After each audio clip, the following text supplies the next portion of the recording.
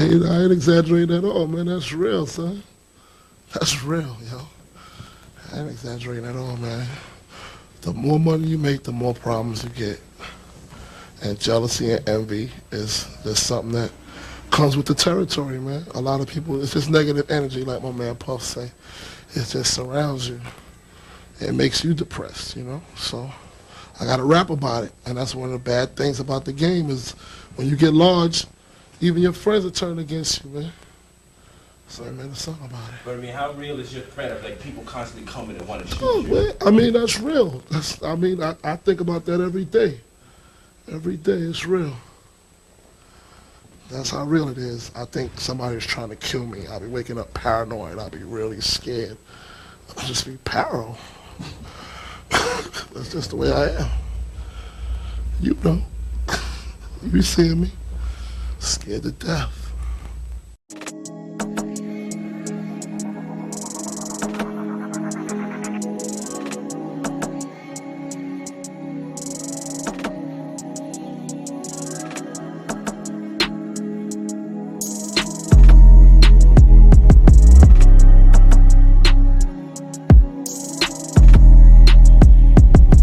All right, y'all. We back with another video, man. Y'all already know what's going on, all right? Now, y'all already know that we was going to talk about this. Now, I have to give that documentary my opinion, 10 out of 10. The way they tied everything together, from Pac to Biggie to the stampede that happened in 1991. I mean, if there wasn't a image of Diddy created already, this documentary, it amplified that to the max. I mean, it really made him look like a sociopath, psycho, narcissistic demon, whatever you want to call it. Whatever word you can come up and use, Diddy represents that.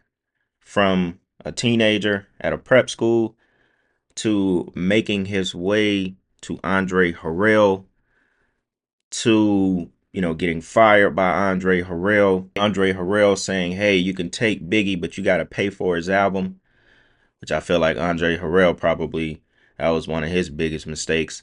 To, going to Arista, Clive Davis, creating Bad Boy Entertainment.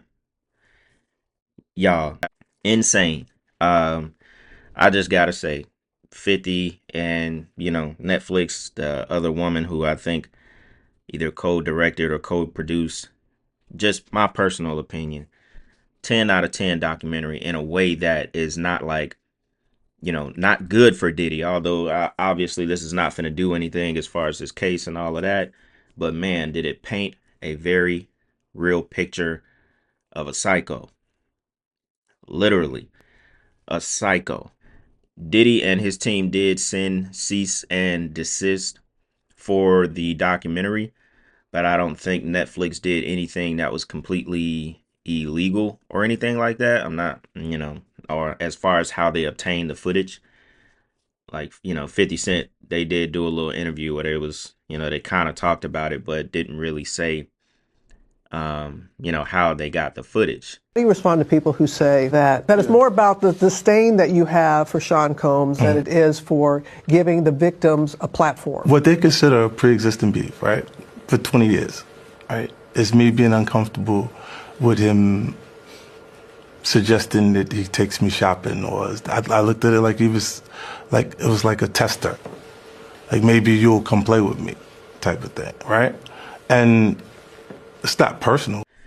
So check this out, right? One of the main things I wanted to go over was how Diddy got his fame in the first place. Y'all got to remember, Diddy came from a prep school.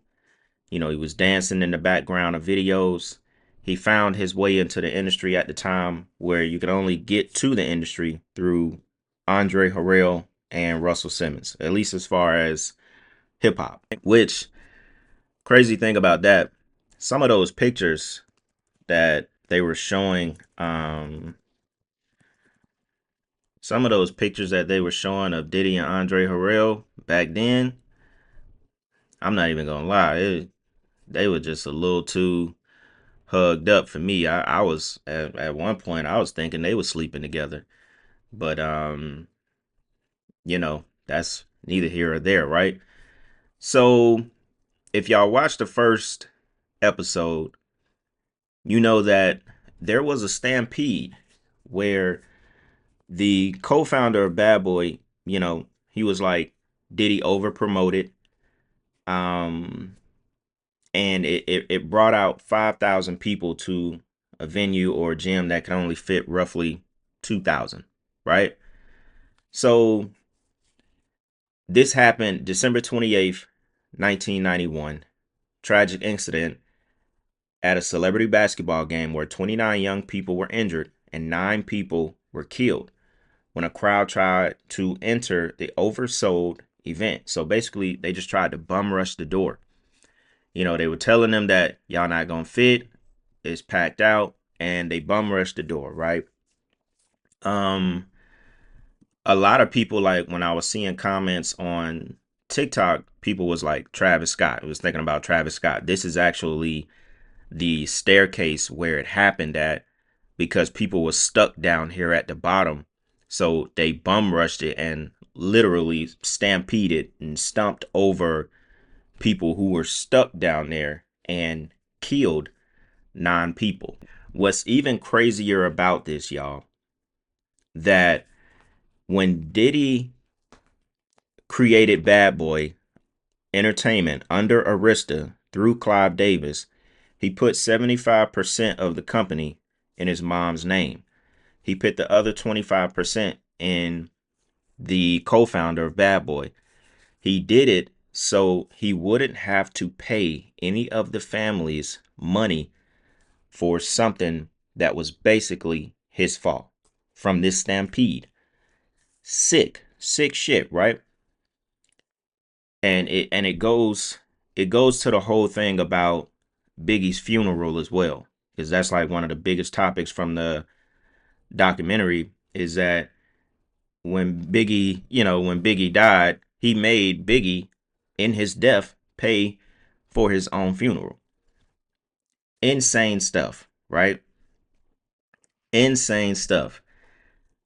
So this is what I really wanted to touch on from this right here, right?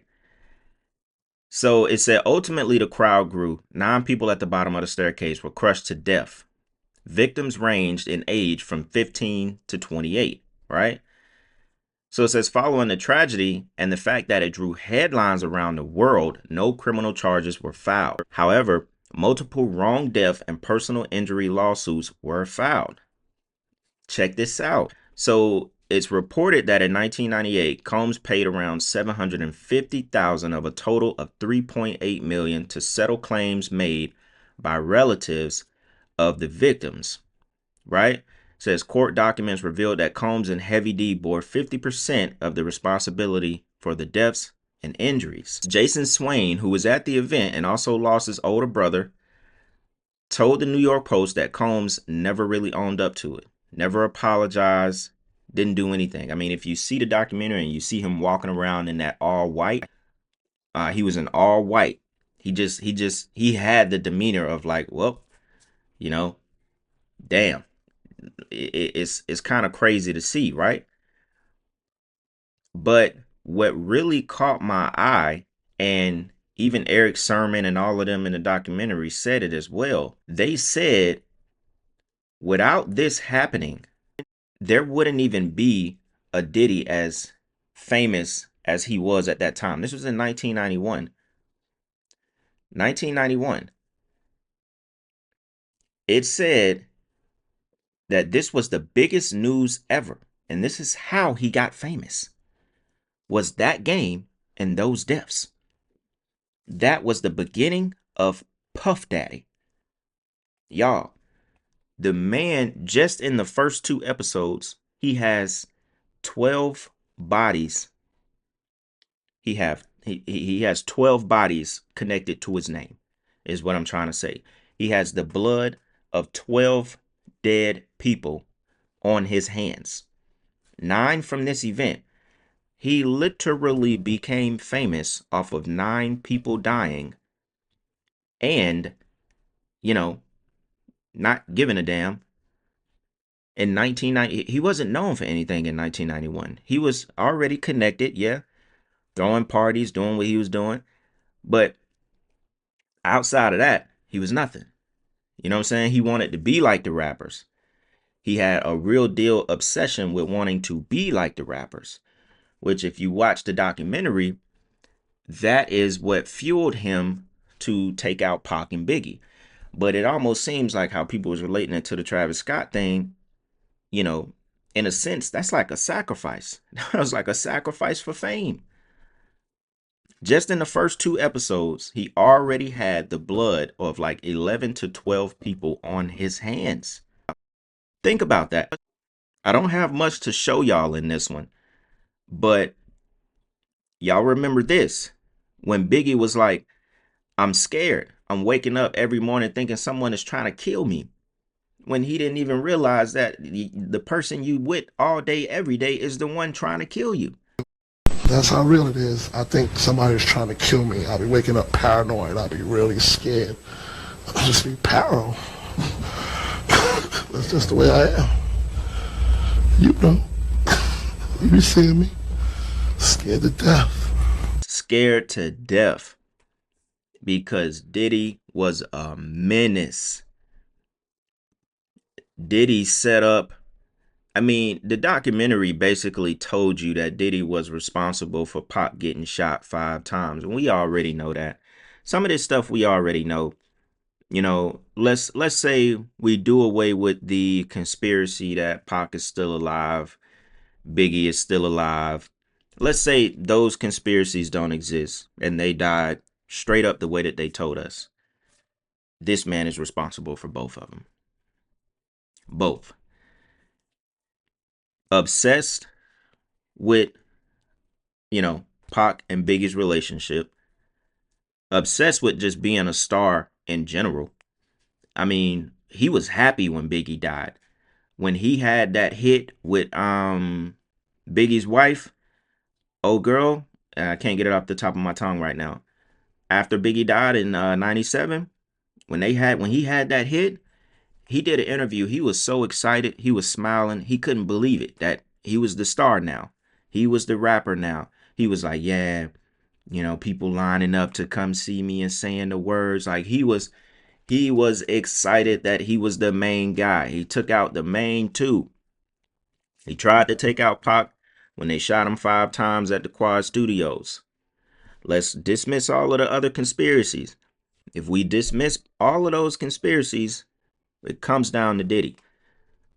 Rather, you know, you want to believe Keefe D and all of that stuff. Remember, Keefe D did the interview with that one detective, and he told the entire story that Diddy put up $1 million to kill Pac and Suge, but supposedly only 500,000 was paid through a mutual acquaintance, and it never actually got to Keefe D because they only got Pac.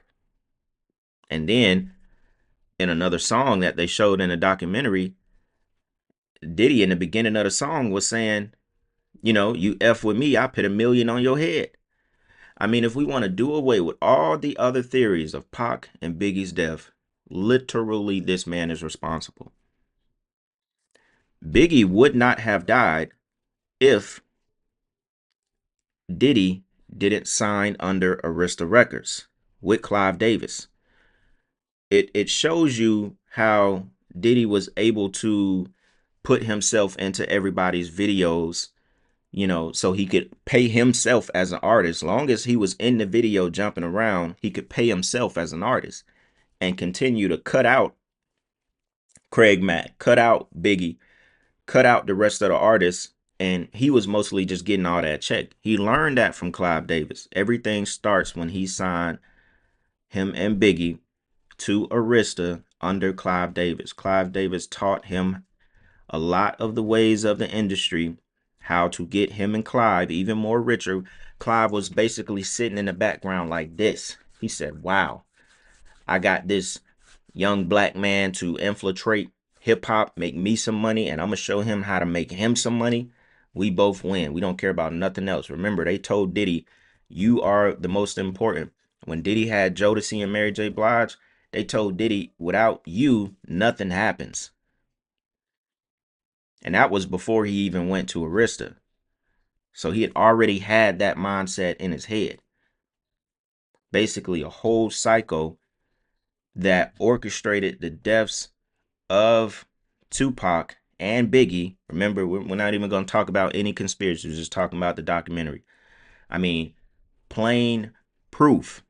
It's plain as day, from forcing Biggie to stay in LA.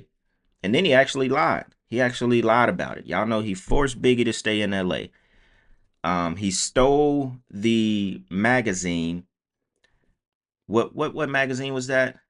Y'all, if y'all watch the documentary, y'all remember he basically canceled Biggie from appearing on the cover. And once Biggie died, he himself appeared on that cover. Forced Biggie to stay in LA. And then afterwards, he lied about it and said, I was just following Biggie Small's lead.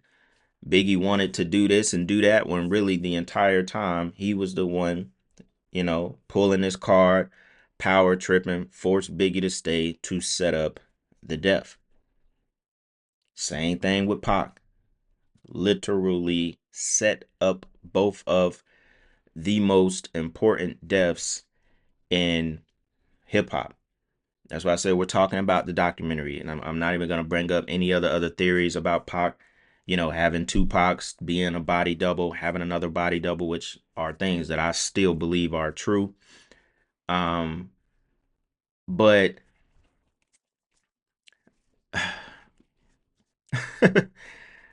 I don't know, man. All I have to say is that documentary for me was 10 out of 10. And it really showed you that Diddy was like this prep school guy, teenager that, what I'm saying, had kind of like a decent upbringing and stuff. And the entire time, copying Alpo with the pitting girls and him having sex up on the screen. Like, he really wanted to be a gangster. He really wanted to be a rapper, but he was neither. And that was his goal, getting the biggest artist out the way so he could completely become that. Like in the documentary, they call he was just a paper gangster. That's it. But had really big dreams of wanting to be Biggie, like jealous of his own artist that he is signed.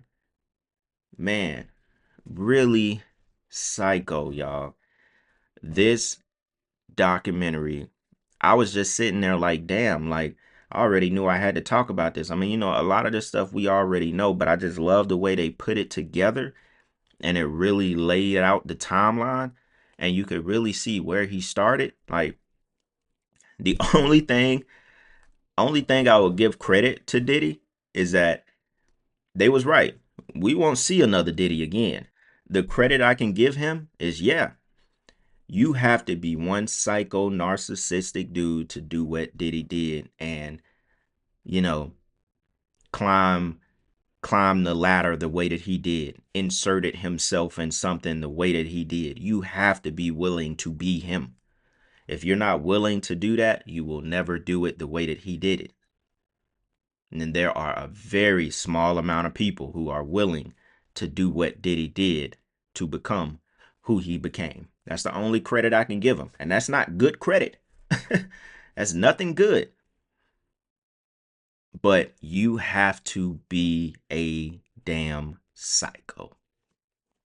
You have to be a psycho, y'all. All right, man. I think I pretty much covered everything I wanted to cover from it. Yeah, y'all have at it in the comments, man. Run the likes up on this one. Y'all already know what's going on. We'll be back with another video tomorrow, man. With that being said, y'all, it's Black Bloom, and I'm gonna see y'all soon. All right, I'm out.